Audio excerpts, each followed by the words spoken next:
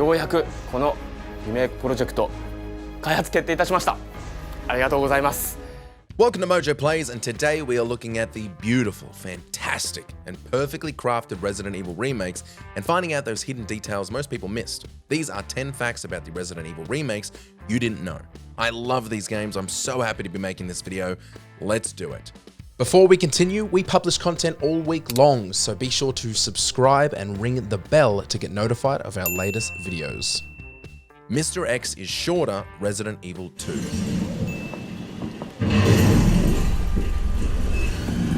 Jesus, stay back! Mr. X played a slightly less pivotal role in the original 1998 version of Resident Evil 2. In fact, players might forget he only showed up in the B scenario.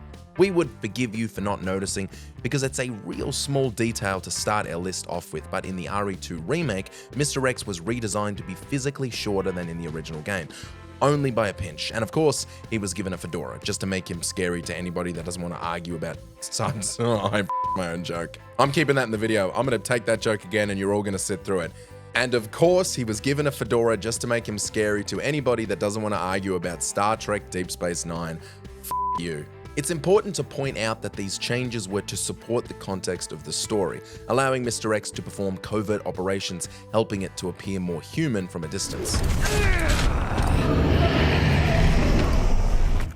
Egging your friends, Resident Evil 4. Hey, is this some kind of joke? In Resident Evil 4, friendly fire is not really an option.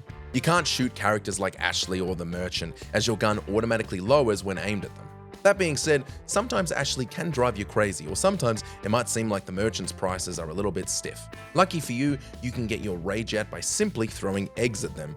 Sure, it's not a bullet, but it is bullet-shaped. Kinda, not really. Just throw the damn egg at them. What?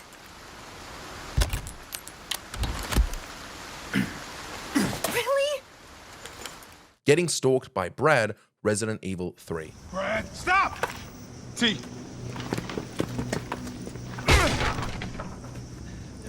Come on, man. Not you too. Sorry.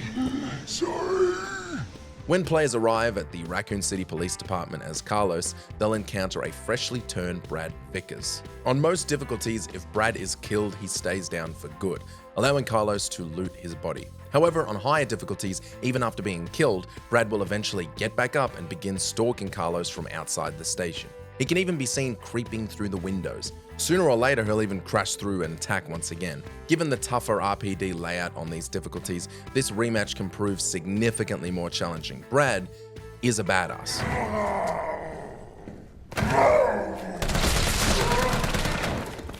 Hearing Nemesis before he's introduced, Resident Evil 2. Well before Nemesis was introduced in the Resident Evil 3 remake, he actually made a brief cameo. In the original 2019 demo for RE2 Remake, you can hear Nemesis and his distinct stars scream in the distance when you go to a certain door. You'll never encounter Nemesis in RE2, but the timelines of these two games take place at the same time, with that and other time-connecting events confirming when particular events take place in the grand timeline. God, that was a confusing sentence. Director's unusual motto, Resident Evil 2.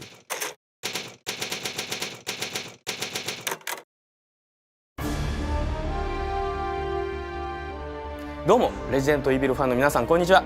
H ことカプコン第一開発部プロデューサー。 Producer Yoshiaki Hirabayashi was the one to first announce the Resident Evil 2 remake. In the brief video, he wore a white t-shirt with the phrase, "We do it," a grammatically awkward line that to native English speakers should have been something like, "We're doing it." Fans found it amusing, and the phrase quickly turned into a meme. It even made its way into the remake itself. If you head to the reception room to the left of the main hall, you'll spot a plaque beneath a police officer bust with the inscription, "We do it." Leave items for Jill, Resident Evil 3. So, We've been bringing survivors here. here where? My guys have converted some subway cars into a shelter.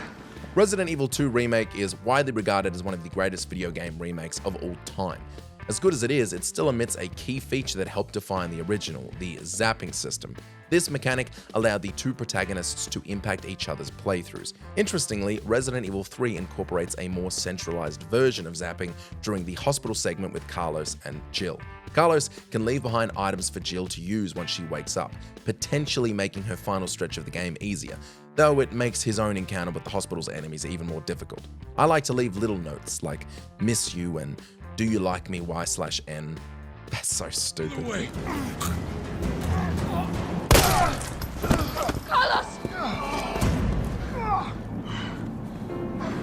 Hey, I told you I couldn't leave you in a Carlos's world.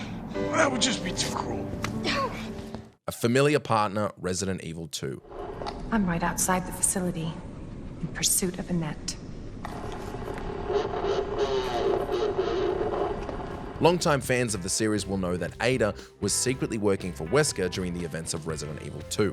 While some players might not immediately recognize who Ada is communicating with, the Umbrella Chronicles confirms that she's been in close contact with Wesker prior to the events of RE2.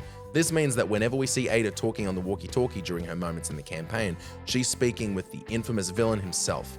It's a fun touch for longtime fans. I really hoped it wouldn't end up like this. So that's all this was. I was just some pawn to you, Look, I'm just doing my job. and I'm doing mine, so drop that damn gun! Still the basketball star, Resident Evil 2. While Resident Evil is known for its serious tone, the series isn't without its lighter moments. In the star's office in the original RE2, players can find Albert Wesker's desk, and if they search it 50 times, that's right, 50, they'll uncover a hidden roll of film.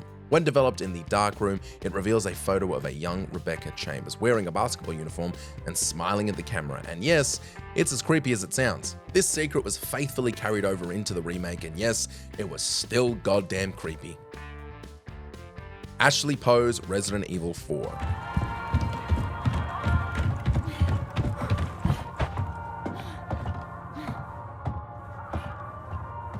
Nods to the old games is a constant theme in the Resident Evil remakes, and Resident Evil 4 didn't shy away from this. If you head to the firing range with Ashley by your side, she'll sit herself comfortably on top of one of the nearby barrels to root you on, and wait patiently. Eagle-eyed viewers might have noticed her pose on the barrel, which is a reference to this piece of promotional art from the original Resident Evil 4. It's a nice homage to the famous pose.